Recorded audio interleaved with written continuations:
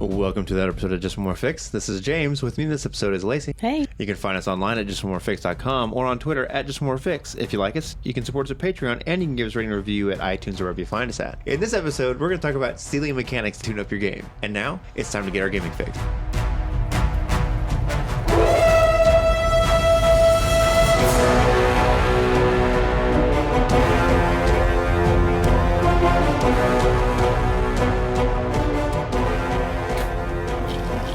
Willie D. Nelson from All Things Good and Nerdy, a pop culture podcast, part of the Gonna Geek Network. Just like the show you're checking out now. Shows on the network are individually owned, and opinions expressed may not reflect others. Find other tantalizingly geeky shows at GonnaGeekNetwork.com. Welcome to Just More Fix. Only a couple of good announcements today is that as this episode drops, I should have the printed copies of the Hastings Party in hand. The file has been sent to the printers, and I'm waiting on the proof to come to get final approval to do the entire print run. And then those will be dropping in the mail to all of our Patreon supporters and Kickstarters, depending on what level they back the Three Sisters at. So looking forward to getting those zines out to you. If you are a Patreon supporter, they are available on the Patreon page. If you just click the tag for downloads, I think is what all the download stuff is tagged under. You'll be able to find the PDF for Hastings Party and Worms. So the only other announcement is that we are continuing work on the Three Sisters zine. It's continuing along. I'm starting the layout process this week, so look for updates coming from that and some preview pages and that kind of stuff as time goes by. I think that's it. So we're just going to jump right into this one today. So today we decided to just go through and find some of our favorite mechanics from all different kinds of games. We kind of broke them into a couple different categories. So they were just going to go back and forth here. Oh, what? Nothing. Okay. We were going to break them into categories. I knew what I was supposed to do. But we'll see how that goes. So I'll make them fit in a category. Okay. Other than things I like. Right on. Well, I have a miscellaneous one too, so if there's any ones that don't really quite fit in there. I called it flavor. Cool. That's my category. Cool. All right, so I tried to focus on something that you could steal and put into any game that you wanted to have. So I did not. Either way, it's all good. So the first one is for character creation. So are there any specific games that you think like they have a specific mechanic for character creation that you actually makes you enjoy it? Yes. Go ahead. I know. And right.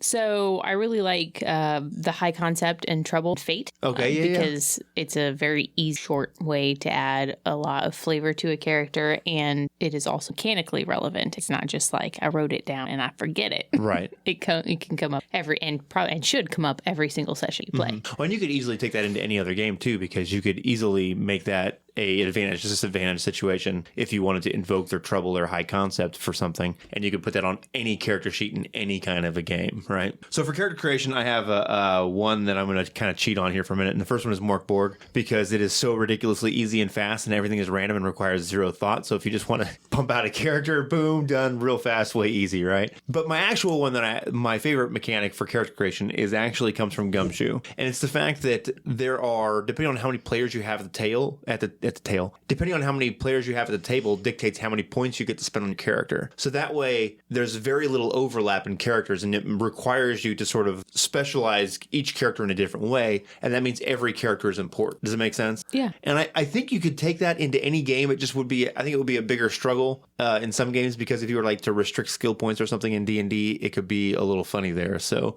I really like the idea of games that kind of protect the niches of different characters, and some of them do it by saying the classes, like in LOTFP, right? The classes are pretty far apart. So wizards cast spells, fighters kill stuff, specialists have skills, right? So each class is very well protected, and sort of like it's kind of hard to dabble your toes into other classes, right? And it's kind of does the same thing in a slightly different way, but I guess that's the foundation of where I'm coming from, is that I like the idea that when you make a character, sort of what you're good at is protected and stays important. Does that make sense? Okay, right on. I have another just two that's similar to the high concept thing for Fate, and it's I can't remember if it's called this or not, but in Dark Heresy, you roll like a creed or a belief at the beginning, and they're all absolutely awful, but they're so flavorful and like on brand for the world. Yeah, they're very, very 40K, like suffer not the heretic to live, purge the unclean. They are your Dark Heresy high concept. Right. Questioning leads to heresy and that kind of stuff, you know.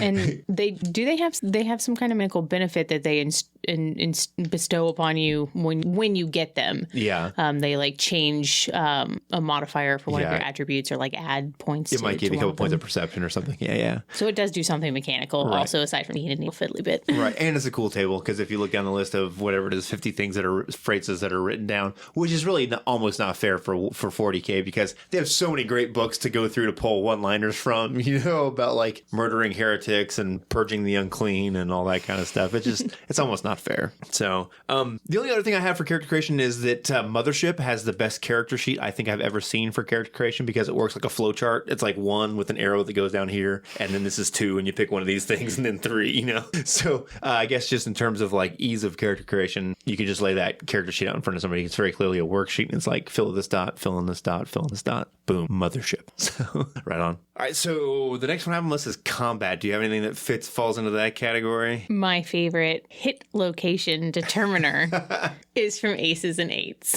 Oh, yeah, I forgot about that entirely. Oh, wow. So there's like some transparency. Is that a word people still use? Yeah. So that you lay over the top of like a guy. They're silhouettes is what they are. So then you have a silhouette of who you're shooting at, like, and a position. So if you think of like... explain this way better than I do. If you think like cowboys, right? So it's got like the cowboy hat or the woman in the big dress, and then some of them have like the gun out pointed at someone, and it might be a profile, it might be straight on, and then the transparencies have sort of like a target on them, and I think the very bullseye of it is like a 25, and then it goes out in concentric rings from there, 20, 25, 24, 23, blah, blah, blah, on the way out. And then you roll your D20, or first off, you put the target wherever you want to hit, right? And then you roll your D20, and then add your modifier, and then it goes in that ring dependent on what you rolled, and you draw a card because it's Aces and Eights, so it's very Western themed, right? And around like a clock, all the different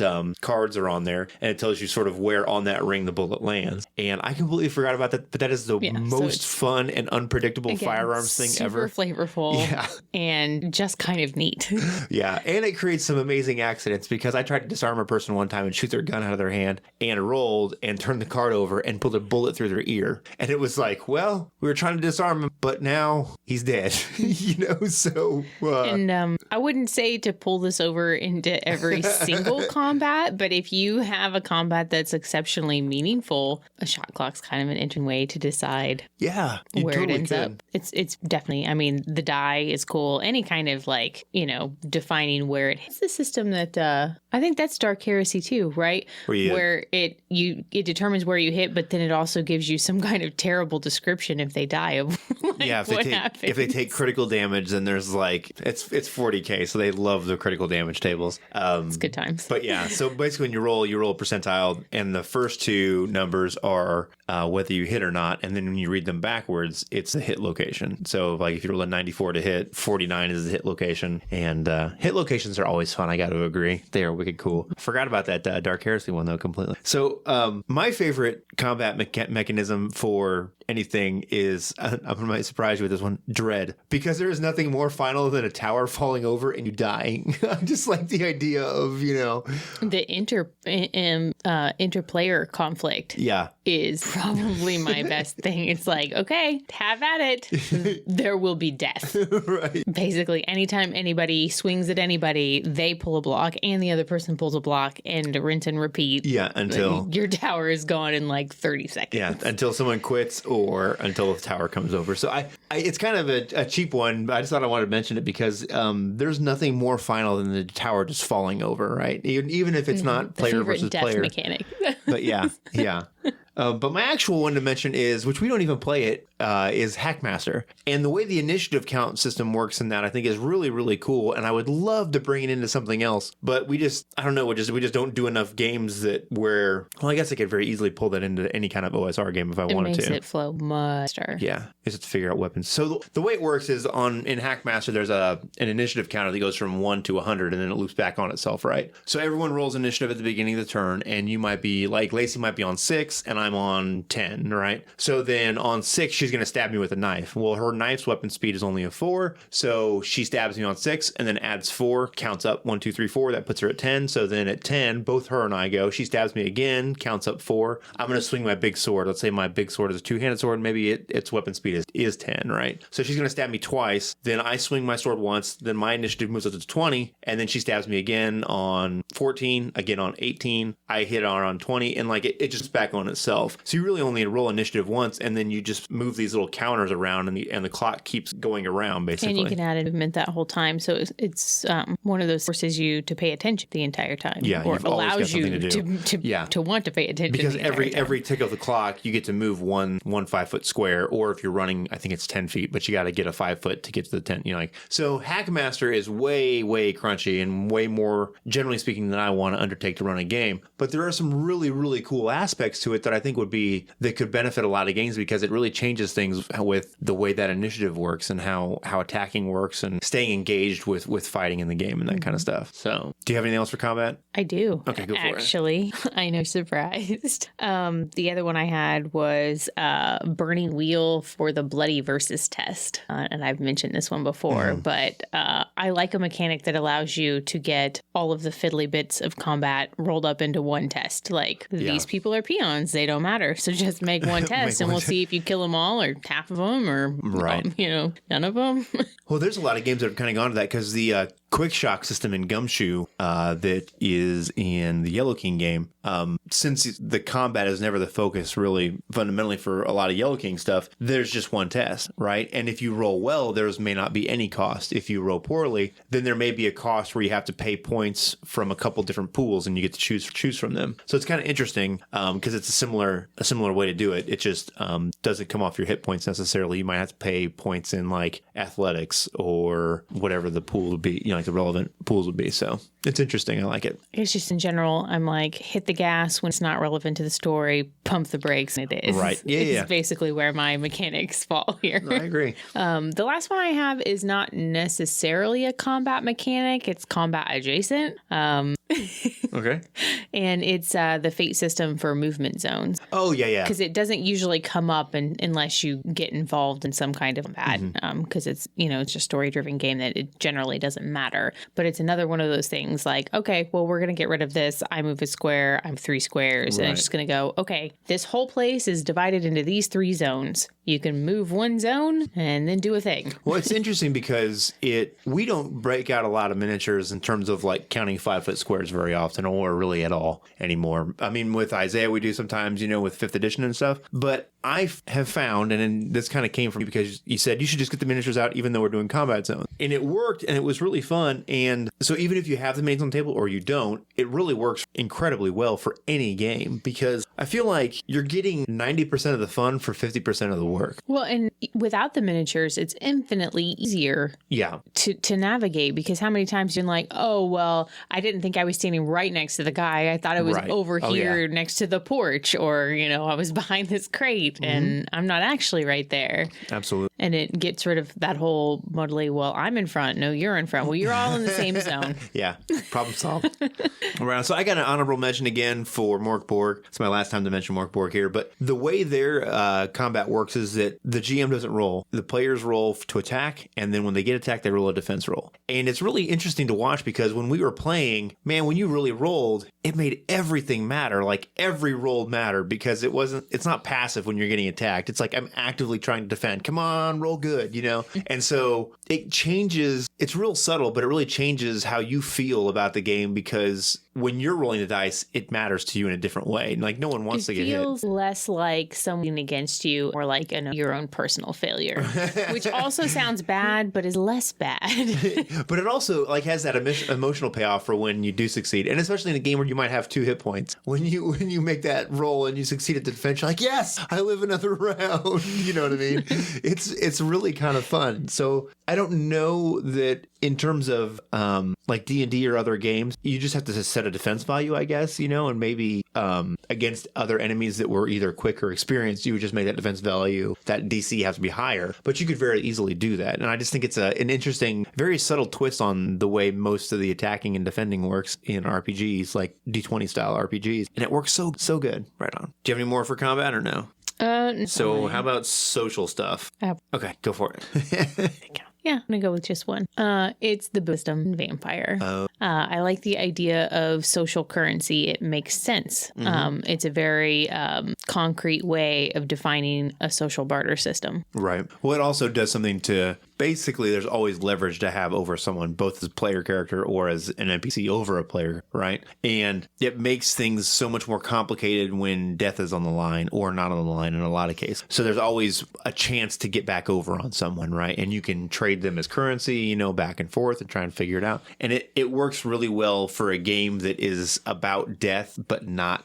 It's not supposed to happen. Do you know what I'm saying? And I really think without the boons, the game doesn't work in the same way, if that makes sense. So I'm going to stick right there with you with Vampire, and I'm going to go with the relationship map. So I think, yes, from V5, and let me back up real quick, is these two things I think you can both pull into any game, because you could very easily reinforce social boons and favors and currency, because that's a thing of reality. That exists in every world, in every culture, in every society, whether it's a criminal underworld or, modern day politicians or monarchy or whatever. Everyone is trading on some kind of social currency and social favor. It's just a little more codified in Vampire, right? So you could take those rules and use them in any game and it would still work. Do you know what I'm saying? You wouldn't lose anything. The fantasy system, that's basically the entire purpose of an actual bard, right? Not even like the class bard, but to tell tales of renown. And that's a very tangible thing. It's what everybody's striving for, right? To be heroic. Well, How do you get to be heroic? People know who you are and they know your name and they know the deeds that you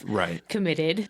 And you see it in the Witcher TV show is like pretty popular right now, right? So he's basically like, has a PR problem is what the bard tells him, and he fixes it. So now he's this guy that like walks around and drums up business for him because he just tells everybody how fabulous he is. Right. So my mechanic for this is for Vampire as well, is the relationship map. And so one of the things that I like that it does is it lays out all the relationships on the table for everyone to be able to see. And I think it changes the dynamic at the table when you're looking around and you can see all the moving pieces of the game laying in front of you, right? And we had something similar when we had started the Dracula dossier, is that we had like a dry erase board basically, right, that was laying down on the table. And so all these people are on there with arrows going to them and pointing. Now, the only thing that lacked was we didn't have the characters on the table, right? But it was a very similar setup. We were trying to figure out what was happening. And I think it does a couple different things. One, it keeps players on track to know who the NPCs in the game are, because even if they forget themselves, they can look at the relationship map and be like, oh, that was the smuggler that we were supposed to go talk to. I couldn't remember his name, but this is who he is. And it also, I think, at least for me, when we're playing games where there's either a mystery or in a vampire sense, when you're trying to get over on someone or someone has screwed you over and you're trying to figure out who did it or why they did it, when you have all those pieces laid out in front of you and you can just kind of look at it and kind of think things through, maybe when another scene is happening that doesn't involve you, I feel like it's easier to figure that stuff out sometimes because it's actually laid out in front of you, right? And then it also gives you a tangible way to look at something that is connected to another character if you're trying to find a way to kind of get entangled with someone to kind of draw them into the game maybe, right? And you can look at what they're connected to and how can you make your character and what you're aiming at kind of coincide with them to leverage the relationships they have, right? I think it's just a great mechanic. Is kind of a funny thing because it doesn't really have a mechanical benefit to it, but it's just a way to lay the game out in front of everyone so they all see and can all engage and all be on the same page, especially if you have a long time between game. Yeah, and it has to be color coded. Relationships described, powers decided upon. True that. Do you have any other social stuff? I forgot one other one. So one of the things that I really don't like about a lot of RPGs is that they don't really have a codified social conflict system. So anytime I see a game where it has some kind of conflict system where it's actually codified, right, for how you do things socially, winning arguments and that kind of stuff, I really, really like it. So 7th Sea has one, Burning Wheel Mouse Guard has one, Fate even has one with mental stress or whatever. And so anytime that there's actually a way to mechanically argue with someone and have a strategy is how you do that, I really, really enjoy it because it changes things. It changes... With that group, too. Right on. So I think it's cool because it changes the social characters to actually make them more effective in a way that's not just role-playing, right? So I bought these 3 points of charisma or whatever it is and dots and subterfuge, but a lot of times it doesn't really come out all the way it would if you were to compare it side by side with, like, I've got 4 dots in dexterity and 4 dots in brawl, right? They don't ever quite mechanically match up the same way. And I don't know that you want them to 100%, but it would be nice to be able to see the mechanical benefit of the points you spend. You know what I'm saying? So Dog's Vineyard sort of just for the resolution. Right. But it actually resolves social stuff the same, resolve physical combat too. I just like the idea of being able to roll a bunch of dice and decide how you spend them. It changes it. It gives like all of the agency to the player. So it'd be like, okay, well, which of these decisions matter to me the most? Yeah. I agree with you. I think it's really, really cool. I like the idea of how you can choose to escalate things. So we're having an argument, starts off as an argument, and maybe I'm losing, and I can choose to escalate things to something physical, or I can cede. So I kind of like the way that works. It makes it more strategic than random. The only thing I don't like about it, though, is that unfortunately, because of the way it works, it becomes more of a dice pool thing, right? So if you have more faces on your dice than I do, chances are you're probably going to win. But that's the randomness of dice, and you could apply that to any logic of any game. But so, well, it's also, I mean, a skill and experience too. Right. Well, then that's one of those things where, because you can just look at certain situations and know this isn't an argument I can win. I'm arguing with Socrates or whoever. Like they should probably beat me. You walked up to Clint Eastwood and he said, "Are you feeling lucky, punk?" And you were like, "Guess not." Nope. I'm just gonna say right. Exactly. So I think it works well in those situations where it's kind of implied like this is a conflict you can't win, and you should know you don't want to get involved with this, right? But the system is flexible enough to be able to draw in other relationships, and I'd like to continue to add dice to your dice pool. You just have to find a way to be through that. But I very nearly put Dogs in the Vineyard on several different places on here. I just didn't pull the trigger. So that's where it has a very robust social mechanic. It is, yeah. But I think it's part of that is because of our lack of familiarity with it, because we've only really played Dogs a couple, 3, 4, 5 times. Yeah, but it's always obviously going to be more time consuming than a single dice roll. Oh yeah. But I think that's also because sometimes we're not familiar enough with it to know I should just bow out now. You know what I mean? So is it that or it's something else? It's either that or it's the desire to try and win no matter what, So yeah, I get it. So my next category that I have is failure mechanics. Do you have anything close to that? I mean, I could come up with Okay. So my first one is Don't Rest Your Head. And I like in Don't Rest Your Head, the player is rolling 3 different colors of dice and the GM is rolling 1. So the GM rolls pain and the player rolls exhaustion. And I may get these wrong because it's been a while since I looked at the book. Discipline, I think. And there's a third one, madness. And so depending on like whichever dice roll successes, well, you succeed, but whichever dice have, I believe it's the highest numbers on them because the low numbers are successes and the high numbers are, you're looking for 6s for which one is like they call it dominates, right? So if the pain dice have 3 6s, then pain dominates, and that kind of guides you in terms of success, but it also guides you in terms of failure. So I think it's one of those things where I like the idea of having dice that can kind of flavor the success or the failure. So you can kind of like have what they have, like a messy critical is the new term that they have in Vampire, where like, yes, you succeeded, but it's ugly. You definitely did not succeed the way you wanted to, right? Which is kind of a failure in and of itself. Or on the other side of that, you could failure in spectacular ways and open up new doors of opportunity. But I like the idea that there's 4 different kinds of dice, and the randomness, depending on what numbers come up, kind of guide and offer inspiration for how to push those failures, like which direction to push them and how to flavor or whatever, if that makes sense. So I guess it's not really like it kind of is, because you only get to use it when you fail, and it is any system that incorporates a push your luck thing, because again, it's like gambling, right? It's just like Dogs in the Vineyard, where there's some strategery involved. Like, I don't want to use it all the time, but how important is this one really matters to me? Yeah.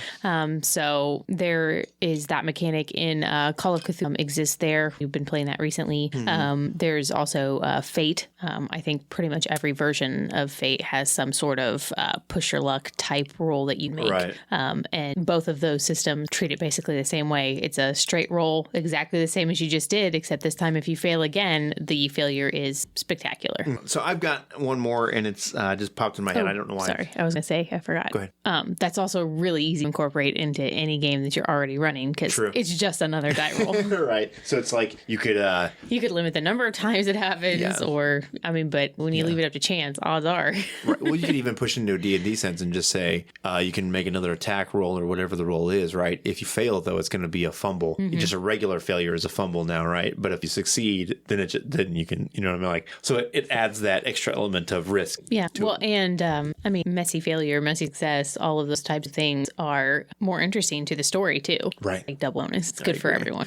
I agree. So I also have Apocalypse World down here, and any of the various Powered by the Apocalypse games. One of the things that I like about them is that they actually have specific things for some of the moves to do if you fail, which I think is an interesting concept because it means when the player looks at the moves that they may use and the choices they have in front of them, it's like, this is what I'm wagering against, right? And I kind of like the idea that it's giving them an idea of narratively how to take control of the failure and steer the story in an interesting direction from their point of view with what a failure might look like and what the fallout from that might look like, right? I just think it's interesting because it was one of the first times I've seen something where it like actually codified, if it's a 6-, answer some of these questions here, right? You know, well, I think it's interesting too that Powered by the Apocalypse I've seen where it's like, okay, if this happens, the player decides. If this happens, the GM decides. Yeah, and I think that is cool. Yeah, it forces some shared storytelling. No, I agree. It also is interesting because then it, like, along with sharing the storytelling, you get a different vision of what that failure might look like. Because if it's always me, and if I'm running the game and I'm always deciding what the failures look like, it will always have my voice behind it, right? As opposed to whereas if we're trading back and forth who decides it, then it's got a little bit of your voice in there and a little bit of my voice. And so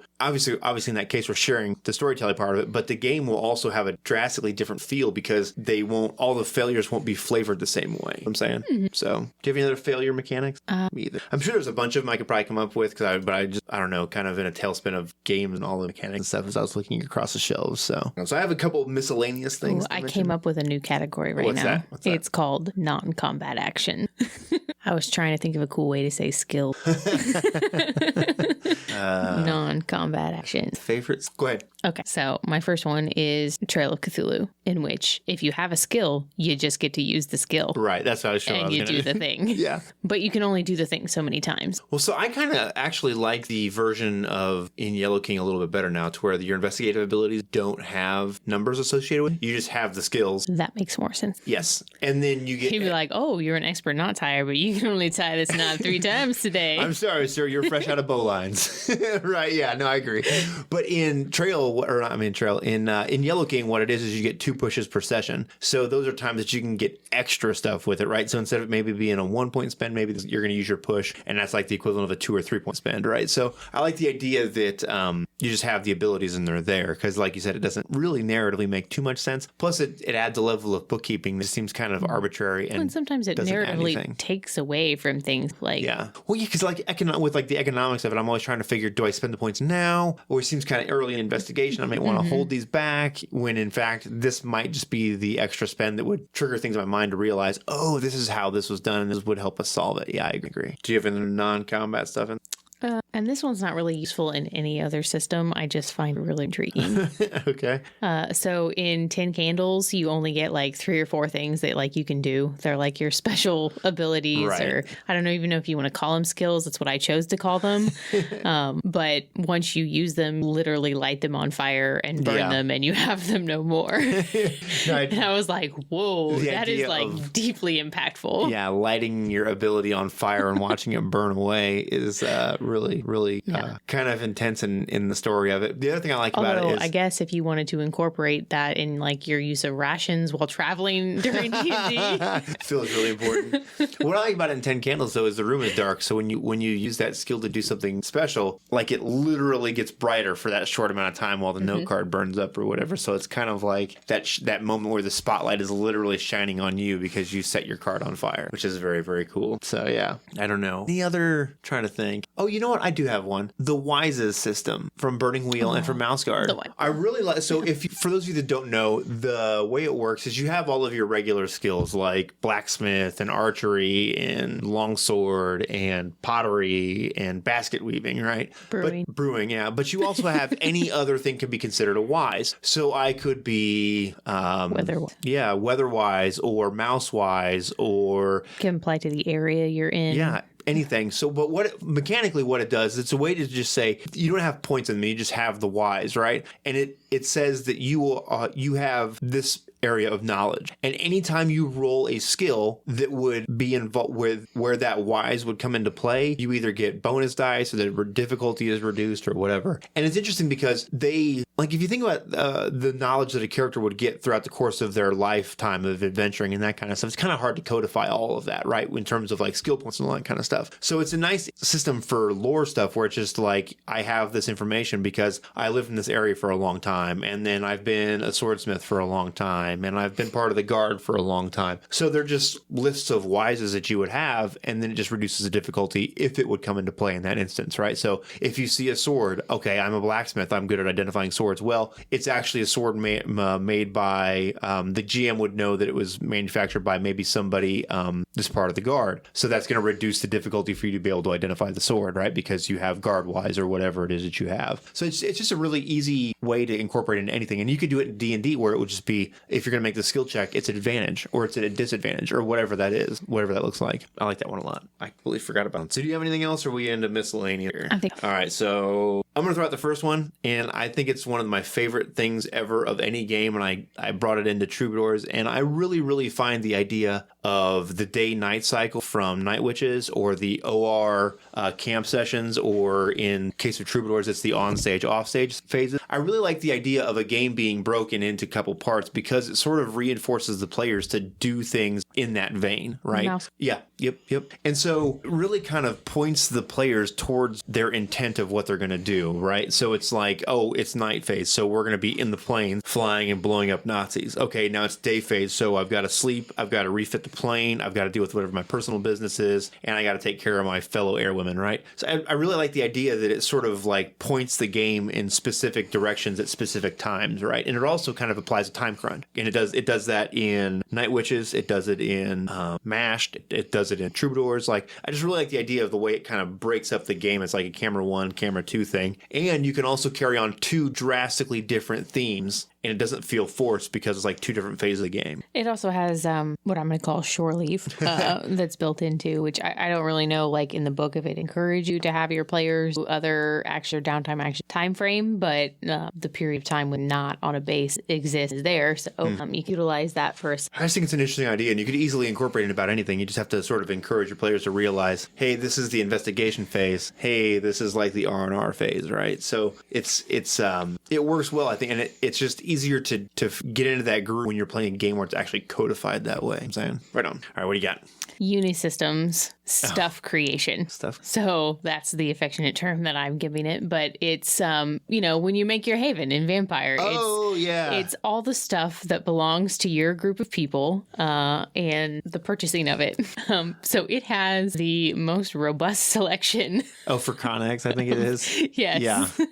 It's a ton of stuff in there. Yeah, it's amazing. And it was actually relevant at one time, too, because I was involved in a conversation. Somebody was like, I'm trying to run this zombie apocalypse game, and I'm just not really happy with, like, the prepping sort of situation of any of these systems. And I was like, oh, man, you've got to check this out because it is a robust. Right. And while sometimes that can be lengthy.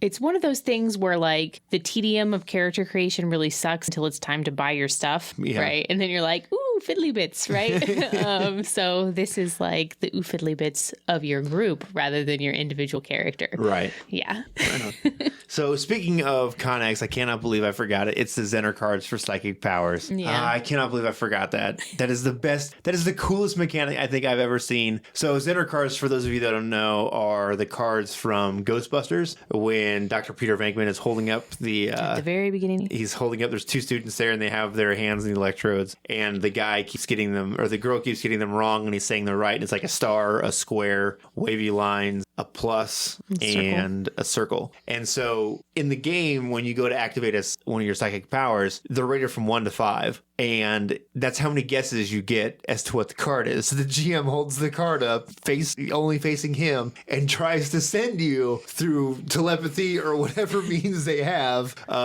whether it's the square, circle, star, plus, or bacon. And then the player guesses. And if they guess correctly, then the power goes off as expected. If they fail, then the power does not go off. And then depending on what your rating is, how high it goes, you get extra guesses basically. And it's just a really fun mechanic. I don't know any other way to say it. It's just amazing. So it's a lot of fun. And it's very much in flavor with the game because, X-Files and psychic stuff and, just wicked fun. That's the other thing is that mechanic is awesome fun. So I like the idea of superpower basically, but it only works sometimes. Right. It's like completely unreliable.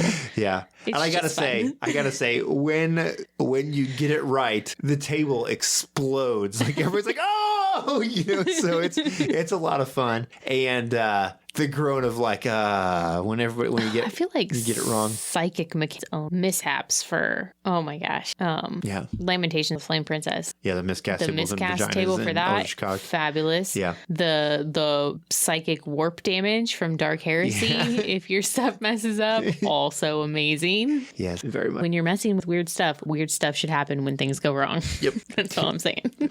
Stuff that breaks reality probably ought to hit back. Right on. All right, so I did Zener Cards, so you go ahead. XP generation mouse guard. I love the idea that you have to use a skill in order to get better at it. And I love the idea that you have to fail at it sometimes to get better at it too. Well, that's probably the most realistic generation of XP I've ever seen. I agree. And in the book, it even says the idea is that you have to fail at things because if you always succeed, you're never going to get any better. You have to try things that are hard that you fail at and you learn from in order to increase the skill, which is a really cool way to look at it. And I forget. There's such a great mechanic. So my next one is Dust Adventures, and it's the ability to go into like large scale miniatures combat and then back out to individual character cheating. stuff. It's like playing a second game. Yeah, it is.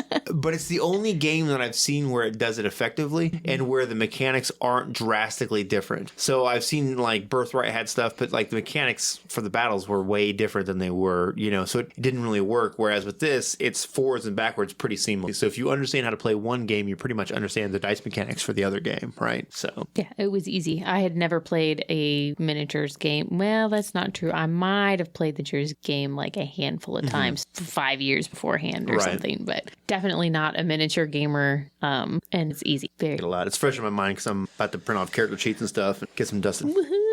See any more? We spent a whole episode talking about it, but the fact that Morkborg only has 4 actors. Oh, yeah. 5, 12, however line. Yeah. No, I agree. I think it makes sense. I in the World of Darkness, I like the idea of the 9 they have with strength or with physical, mental, social, and then finesse, power, resist. I think it makes sense in that context. But in like a D&D context, I think that 4 makes sense. It's just to go that way and press. So if you have any questions about that, I think 2 episodes ago, we did, it's either 158 or 159. We did a whole episode on it after we played a fair amount of Morkborg and fell in love with that game. So in case you couldn't tell. So my next one is Interest B, and it is the Interest B is a surreal noir game, and the way they introduce surrealism into the game is that there is a deck of cards that's like 50 some cards, and every player at the table, GM included, once per game can just draw a card, and whatever's on the card happens, and it's just accepted. No one questions it. That's what happens, right? It's just an accepted part of the world, and they are so bizarre. Some of them are so great. Like some of them are like pass your character to the left, and that includes a GM. So if you were to left the GM, you are now running the game for the next couple scenes or whatever it is. A couple of them are like, if you're in the basement, now you're on the roof, and it's just like the building molds and morphs and becomes like, they're just so crazy and out there, and it really gives the game this surreal experience because the conceit is that we just accept that this is just what it is, and everybody accepts it as normal. So it's a really cool way to add this sort of weirdness and surrealness to the game without it feeling like you're getting punched in the face by it. Do you know what I'm saying? Mm-hmm. And it gives you some control over it because we've played before where I never drew a card, and we've also played before where everyone drew cards. So if you don't want those moments right away or whenever they come, yeah.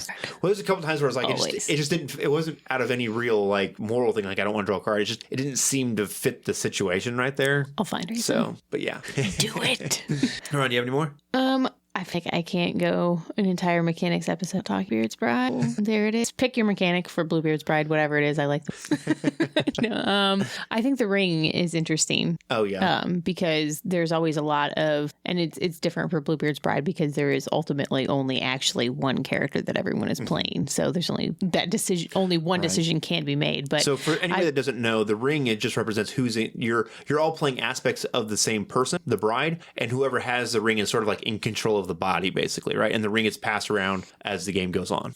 It just makes me think of all the times I've sat at a table and we've argued about what the course is going to be forward for the party and how much easier it would be if it was like, this is the conch shell. Whoever has the conch shell is making the decision. That's just what it is. Well, it's a really great mechanism too, especially in a very intense game, of a way to share the spotlight and pass it around, you know, and who is the right personality for this moment that I think is coming up? Well, or am I giving it to the wrong personality because I'm having a disagreement with the animus or whatever it is? And there's something for taking it from someone else. Yeah. An interesting thing. No, I agree. It's a lot of, so I'm going to go with Clarity next from Changeling the Lost. And it's sort of like their version of humanity, except it doesn't really work that way. At 10 Clarity, you're a functioning part of the real world. You deny the fairy world basically entirely. And then at 1, you have no connection to the real world. And basically, you only understand the madness of the fairy. And I like the idea that there is this spectrum that slides back and forth between the two. Because, like, for humanity, it's like, I'm a monster, I'm Gandhi, right? And somewhere in the middle is 5 and 6. But that's not really a good... What happened to 7? Well, you know, but like, it doesn't, like, when you're in between, it's just like, I'm just existing as a vampire. Do you know what I'm saying? Whereas with Clarity, there's mechanical benefits all the way through it about, like, how in touch with things you actually are, and then losing touch with things in reality and whatnot. I think it's an interesting way to have a better functional slider between two opposites, right, of, like, madness and reality, right? I just think it works really, really. Especially like a slide between transparent and opaque. Right. Like a little bit, and I can see the other world. Yeah, exactly. It's a great analogy for it, because I think it's hard to kind of make that make sense. Do you know what I'm saying? You know, because as more of one, you see less of the other, you know? So, yeah. Truth reminds of friendly people, so don't treat that appropriately. Right. Yeah. No, I agree. It's an interesting way to approach it, because it really does kind of, I don't know what the right word is, but I feel like it's the only mechanic that I've seen that does a decent job of conveying being out of touch with reality. You know it, if that makes sense, right? So, all right. So, do you have anything else? Or we wrap this one up here? I've got an honorable mention to Hunger from V5, because we talk about it all the time. Hunger is amazing. I know there's loads and loads of awesome mechanics out there. So we were just talking about some things and thought it would be cool to spend some time picking out a few of our favorite mechanics, and some of them that can be easily transported to other games, because one of the things that is really cool to do is be able to pick and choose your favorite points from other games and kind of blend them together and let them sort of mingle together and get some different flavors and different feels out of games and take the best of both worlds. Shot clock should have probably been on there, because that was a big revolutionary thing that we saw from Apocalypse World that changed a lot of things. Because, man, when there's a counter going down, boy, that changes everything. You know, the intensity that comes from that is pretty crazy. So I know there's lots of them out there that we have. Yeah, there's lots of mechanics out there that we have forgotten. But so go ahead and hit us up and drop us a line on Twitter or on Facebook, or you can email me, James at JustMoreFix, and let us know if there's any cool mechanics that we have forgotten about or ones that you like that we have yet to mention. And we'd love to hear from you, and love to explore some new and cool, fun mechanics in games, because that's sort of our jam, I guess. Right on. All right, so as you know, we are a member of the Gonna Geek Network, so you can head over to GonnaGeekNetwork.com and check out all the geeky content that they have over there. Loads and loads of different podcasts from about all kinds of different gaming topics, TV shows, video games, console games, computer games, podcasting, and regular geeky gaming topics and stuff. So check them out over there. And if you like what we do here at Just More Fix, you can support us at patreon.com/JustMoreFix and get access to all of our raw audio feeds and pre-shows, as well as our zine in PDF or print format, depending on what level you support at. And join the awesome ranks of our Patreon supporters like Simon McNair, Alistair H., Timothy Barra, Paul Hubbard, Jameson White, Hector Trelane, Tiziano Furlano, Alan White, and the OG Todd Olson. I think that'll do it for us this week, and we will see you all next week.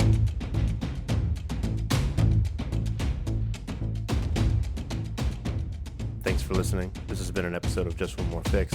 Music has been provided by Kevin MacLeod.